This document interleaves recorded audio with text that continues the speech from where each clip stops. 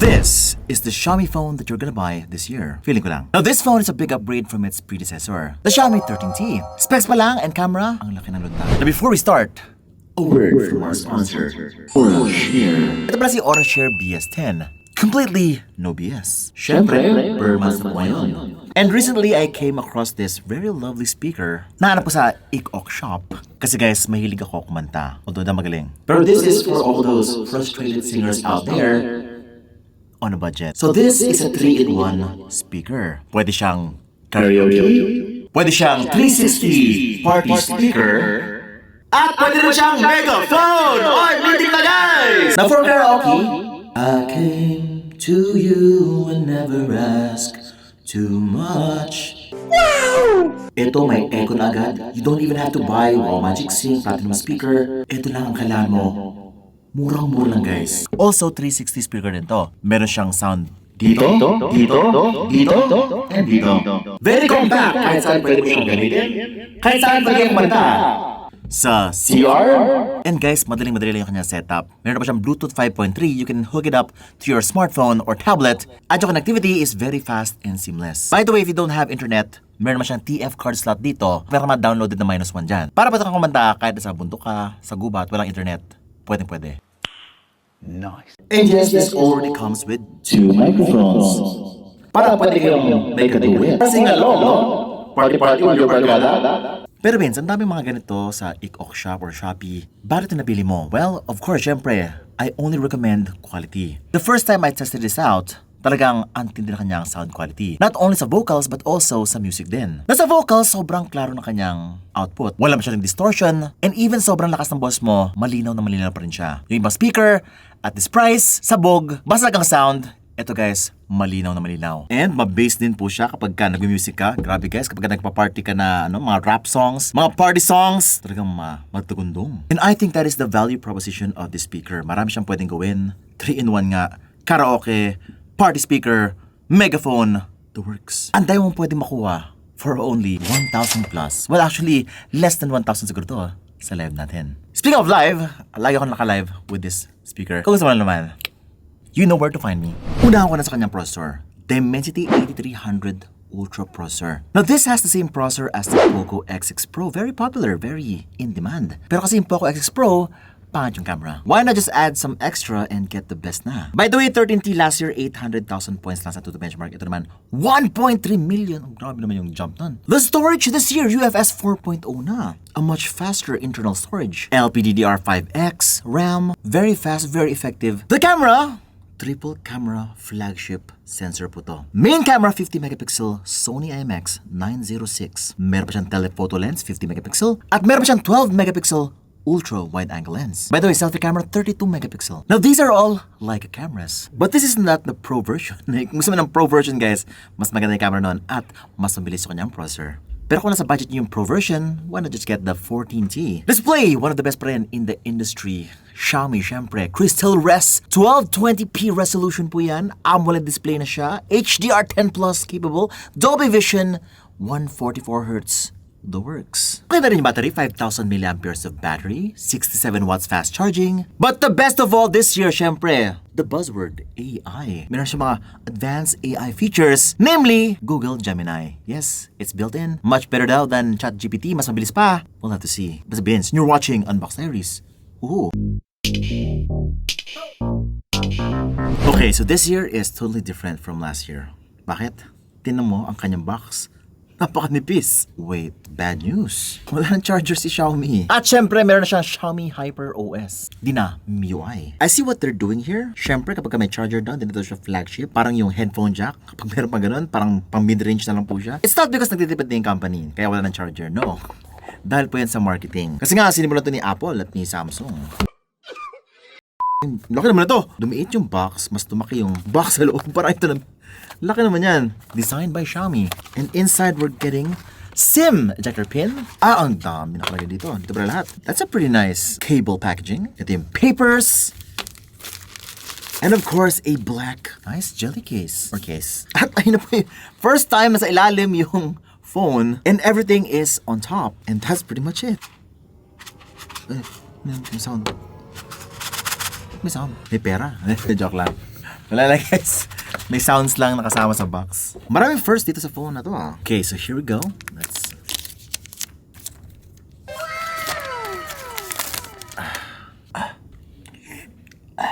So this is the look of the phone. The design is pretty clear. Medyo iPhone yung design. Yes, this is the iPhone na square. Talagang very squarish, rectangular-ish. Kasi si iPhone, round din talaga. Oh, mas round. Pati yung camera, round. Ito naman, squarish, no? Blocky design. Minecraft phone. By the way, that's glass at the back, cold to the touch, and looks like plastic lang ata yung sides. Oh, antenna bands. But I'm liking the texture on the power button. Very useful kapag hindi ka nakatingin. Alam mo na ito yung power button. Very simple yung design niya. Just looks like the iPhone, just much more blocky. And no, wala na po siyang headphone jack. Di na babalik yun. Dual speakers po to with some Dolby DTS capabilities. Yun lang guys, wala siyang mga extra buttons like the action button ng iPhone. Actually for me, malakas yung dating niya. Maganda yung build quality, very premium, pang flagship talaga. Well, semi-flagship. Kasi ngayon guys, matindi na po yung labanan kapag flagship. Kapag nakahawak ka ng S24 Ultra, you really feel that it's a 80,000 peso smartphone. Ganun din si iPhone 16 Pro Max. This one siguro mga kalabel ni iPhone 16 yung base variant. Mga sa 40-50K na build quality. By the way, Xiaomi 14T T4 titanium. Kasi meron siyang titanium gray, black, titanium colors. The back is flat. The sides are flat. The front is also flat. Kapag tumingin ka sa harap, akala mo si iPhone na medyo squarish. Pag bukas mo, uy, punch hole, maliit. That's a good thing. Tapos yung bezels, very, very thin. Almost non-existent. Siguro kung ano si iPhone 14 Pro Max, before, ito na po yun. Just blockier. Xiaomi Hyper OS na po siya. Ayan na po, ang Pro ba? iPhone! Pati wallpaper, iPhone na rin. Wow! And even the interface looks like iOS. Okay, so punta tayo sa display. The display is one of the best in the industry. I always keep saying this kapag nagkaroon ka ng isang Xiaomi phone. Ang una mo ma-appreciate dito is yung kanyang display. It's got one of the best in sharpness. Grabe yung details. Kapag nanonood ka ng mga movies, especially kapag 4K yung content, talagang ramdam mo na it's a touch above the rest. The brightness, oh my God. 4,000 nits daw. Pero 1,600 daw yung kanyang parang maximum normal brightness. Pero sa labas, very useful po siya kapag nata-turn on yung kanyang HDR because of extreme sunlight. Yeah, all I can say is this AMOLED display is top-notch. Watching content, amazing. Blacks, very deep. You will love watching movies here and playing games. Talaga nagpa-pop yung color, nagpa-pop yung graphic. Kung maganap yung kanyang HDR dito, it's playing real 4K 60 frames per second HDR. Sobrang brilliant na kanyang itsura. Grabe kataas yung kanyang brightness, sobrang klaro, sobrang linis na itsura ng mga videos. Pero sa Netflix talaga, dito mo makita yung kanyang powers. Widevine L1, capable. Kahit madalim yung movies, ang daming mga details na makita sa very dark parts ng movie. This is where HDR truly shines. At buti na lang meron siya. Also that 144Hz is so smooth. Just feels next level. Pero syempre, baka mamaya niyan, di optimize yung games ha. Check natin. Okay, so pakita ko na agad yung kanyang Antutu benchmark. I know you're excited about this. The Antutu benchmark on this thing is 1.3 million Antutu benchmark points. Wow. This is very close to the Snapdragon 8 Gen 2. Pang 8 Gen pala kanyang performance. But don't get me wrong, this is only a mid-range processor, no? The 9300 Ultra, pwede mo siya makuha with the Pro version. Kung gusto mo lang the best performance. Now, speaking of performance, gusto ko agad ipakita yung mga games kasi dito siya malakas na malakas. Napansin ko, after reviewing a lot of Xiaomi phones, they are the best in terms of optimization sa games sa Play Store, especially Mobile Legends, Call of Duty, and Genshin Impact. First off, Mobile Legends. Si Mobile Legends, kompleto po yung kanyang graphics, ultra. At wala masabi, it is 120 FPS all throughout, ang smooth po na experience. Very responsive po yung kanyang display and it's also flat. No mistouches sa upper right corners. So perfect po siya sa mga junglers. Mabilis yung pindutan. Yung meta ngayon, yung pang Kyrie yung galawan, pwede. 480Hz touch sampling rate. I think ito talaga yung parang pinaka-strength ni Crystal Rest display kapag ka sa gaming. Kasi yung AMOLED display guys, yung pagka-AMOLED niya, sobrang clear, sobrang grabe yung kanyang pop, at saka yung sharpness talaga. The sharpness is what makes this a top-notch display. And mataas yung resolution ng game. Kasi madalas guys, sa Mobile Legends, binababa yung resolution ng games. This one, parang feeling ko kaya talaga mag-highest resolution sa Mobile Legends for a phone. Especially sa Clash, no? Talagang kayang-kaya niya. Walang frame drops. Pang tournament talaga. Pwede siya talaga pang tournament. Call of Duty, meron siyang frame rate locking. 90 FPS, 120 FPS. It's available here on the settings below. And best of all, hindi siya nag-low graphics lang. Kaya niya po mag-medium graphics at ultra frame rates. Now that is something. And the performance feels so consistent. If you compare this to the likes of true flagship phones, parang very close, but it's hard to distinguish which one is actually better. But ito na ba yung pinnacle of mobile gaming? That's sad. Ito na yung benchmark. Kasi sa PC, meron tayong mga cyberpunk, may ray tracing, maybe kapag may AAA games na. Pero for now, this is what we have. Although maganda naman ang graphics sa Call of Duty, don't get me wrong, the graphics look really high-end. Just not PC level. Kamagalit siya kasi, ay, pang PC ba talaga? Maganda pa yung graphics card ko. Master Race. Genshin Impact! Ito na. Ito talaga may impact sa akin. 60 frames per second high settings, kaya-kaya po, no problem. And we were able to test this out with the boss and no hiccups whatsoever when playing on this phone kapag may mga boss fight. Kapag maraming nangyayari sa screen at the same time, walang problema guys. Pero feeling ko, the resolution is not as high as I would like. Meaning this was optimized talaga. They had to dial down the resolution a bit to be able to play it at 60 frames per second consistently. Grabe, hindi pa ito na-release pero as of this recording. Pero if it gets released, ready na po yung mga games, you don't even have to wait anymore. May game turbo din pala siya if you want some extra settings in your game, pang block ng mga messages, notifications, and calls. Meron po siya ganun. Can also boost your touch sensitivity if you want in-game. Overall, Genshin Impact, wala masabi, it's very smooth, very optimized. You will enjoy playing this game on this phone. Mapag-wombo-combo ka smoothly dito sa phone na to. Ganun. Now, syempre, the real reason kung bakit ka bibili ng phone na to. Kasi kung ano yung pinato kanina, lahat yun available sa Poco X6 Pro. But the real reason kung bakit ka bibili ng Xiaomi 14T is its cameras. And there's no doubt that the cameras on this thing is exceptionally well. Napakalayo po sa mga Poco phones. Xiaomi is talagang camera, like the Xiaomi 14, camera-centric po siya. Even though na okay din yung kanyang performance, pero yung camera talaga is next level. Now, the Xiaomi 14T, kompleto yung kanyang camera.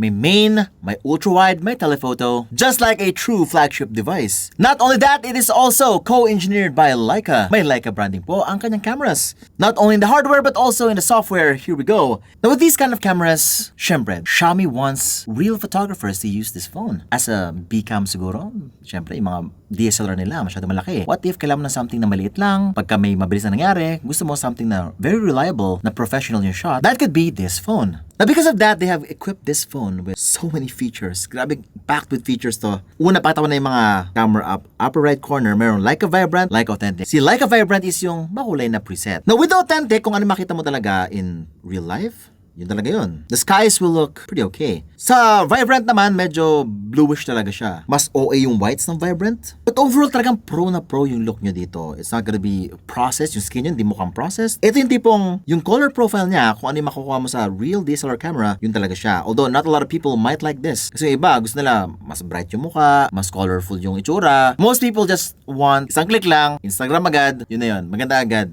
Pero kasi for pros, they want more control, they want more creativity, they want something a little bit flatter or real para mas professional yung dating. Kasi baka gamit na to for their clients. Can you actually get away with a smartphone camera? The background blur is also very good, pang flagship na rin. Pero what takes this to the next level is yung color. Now that is something na mahirap po siya ma-accomplish sa regular mid-range camera. Hindi po magagawa ni Poco X6 Pro. Ito pa yung itsura niya sa Poco X6 Pro. Yep, that's right. The other one looks very cartoonish, very smartphone-like. Ito naman, talagang, wait, is that taken by a real camera or a phone? Yo, look at this. Oh my God. So, the dynamic range on this phone is excellent as well. It's able to flesh out those nice details sa very dark parts, sa shadowy parts, or even sa highlights. Kaya niyo po i-balance yun. Yung itsura niyo dito, hindi siya magiging OA. Pero meron siyang mga konting beautification if you would like to add those. Napansin ko, mabilis po yung shutter niya. You can actually go crazy with the shutter here. By the way, meron pala siyang telephoto lens. That is adding more versatility. With this, guys, kailangan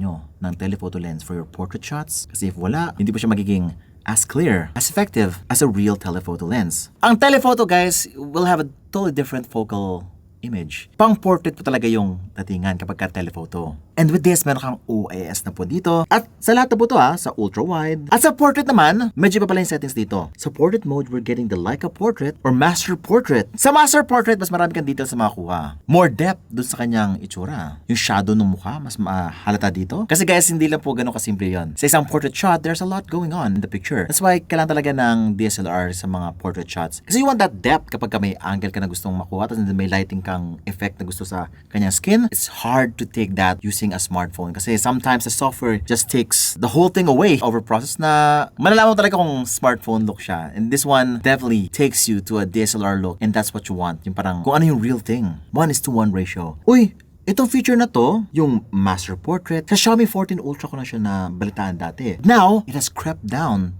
to the Xiaomi 14T. Meron na po siyang ganong settings dito. Pretty nice. By the way, sa night mode po talaga siya nag-shine the best. Sa low light, very tricky. Ang liit lang ng sensor. You want something that's reliable at kayang sumabay na kanyang software to brighten up those very dark, murky, and noisy environments. This one guys, ang linis na dating na kanyang night mode. Pero to sa video, dito ako na-impress talaga. The video on this thing is full featured. Meron ba siya HDR? Kaya lang, yung HDR niya hanggang 1080p, 30 frames per second lang. Feeling ko ito lang po yung capabilities ng processor Dimensity 8300 Ultra. Pero meron siya 4K 60 frames per second but cannot do HDR po yun.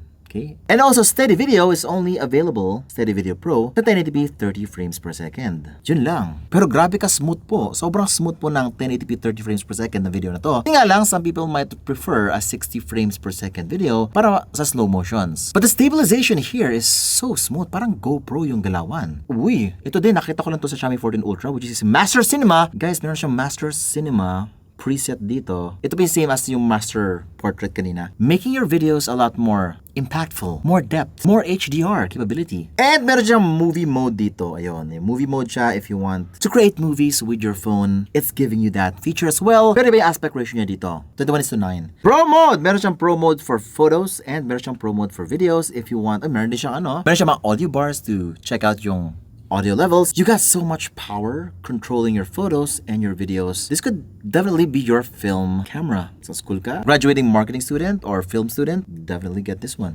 At may director mode din siya. Director mode. Wow! This one with histogram pa. Kompleto. Parang redundant naman. Ang dami naman. May pro mode, may movie mode, and the director mode. Pero pinakamarami yung director mode in terms of features dito. Ang daming information na nilalabas to help assist you in getting the picture right. Ay, nakalimutan ko yung selfie camera. The selfie camera, if gusto mo ng selfie, grabe, ang ganda ng white balancing. Saktuhan na niya kanyang beautification, not too aggressive, not too Oppo, Vivo like. But it's also not as advanced as Oppo and Vivo. Ayun. Simple lang. If you want a reliable selfie camera, very reliable naman po siya. Yan. Nakakapogi, nakaka-celebrity yung itsura nyo dito. Okay, so Vince, ano ba meron dyan? Parang nakatawa na lahat yan last year. Except for the master dun sa camera. What else is new here? Well, meron siya yung bagong Google Gemini. Here we go. Google Gemini is yung ginagamit na AI ni Google. No? Kung si Microsoft Bard yung gamit niya, and then si OpenAI naman, si ChatGPT, ito si Google Gemini. And it's built in the smartphone itself. And you can access it using the home button. Hold mo lang yan, lalabas na po yan. Boom. With this, you're gonna be able to tell me a joke. Sure, here's a joke. I tried starting a hot air balloon business, but it never took off. Corny. Wait, Sure natin to? Attach. What is this phone? Based on the camera module, with 3 lenses and the Apple logo on the back, the phone in the image is likely an iPhone 14 Pro Max. The iPhone 14 Pro also has a triple camera setup, but the Pro Max model typically has a larger camera sensor and a telephoto lens. What? Seryoso? This is the 14 Pro Max? Paano niya laman? Ako nga, nahirapan ako pa alamin kung 14 ba to o 15? Wow. Galing yung mag-identify How did you know? And of course, just like ChatGPT, you can ask it any question and it will be able to answer it using an unscripted result. Meron na siyang AI interpreter, AI subtitle. Siya na po yung bahala kapag palabas, gusto mo ng subtitle, tapos walang subtitle na kasama doon. You can add subtitles to content. Wow. AI interpreter. Kung meron kang kasap na foreigner, just turn this on and anything na masasagap niya na voice, lahat na nasagap niyang information dun sa usapan, kaya niyang i-translate on the fly. Very good for business people na lagi nagtra-travel. Siyempre, mahirap na aralin mo yung whole language. Siguro talakalan mo. That's pretty much it for now sa Xiaomi 14T. The Xiaomi 14T 12256 is only 25,999. But if you want double the storage, meron siyang 512 version, 27,999, 12 gigs of RAM din yan. Pre-order starts from September 27 to October 3. Oh, by the way, meron siyang Pro version, mas mahal lang konti. Gano'n ka konti? 12,512, 39,999. 12 1TB, 41,999. Bah, plus 2K lang. 1TB na. Ito na sa 1TB. Now, overall, the Xiaomi 14T is an amazing flagship-like phone that does not break the bank. Mukhang di mo na kailangan mag-Samsung S24 Ultra or iPhone. Unless kung status ang hanap mo. Kung acknowledgement ang hanap mo from other people. You wanna please somebody? Go get an iPhone. But if anything else, subscribe ko na lang din sa akin. Good to see more videos just like this one, review, unboxing. Subscribe, hit the bell icon so that you don't miss any of my great content. Sabihin sa inyo watching Unbox Diaries. Woohoo!